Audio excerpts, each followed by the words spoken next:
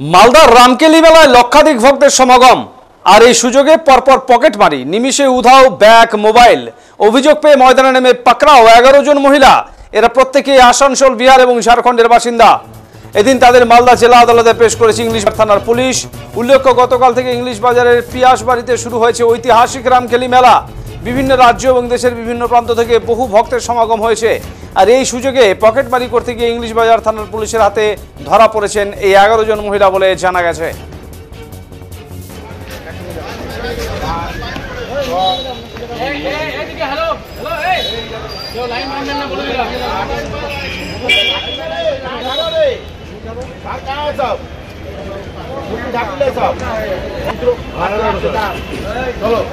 ঠিক আছে,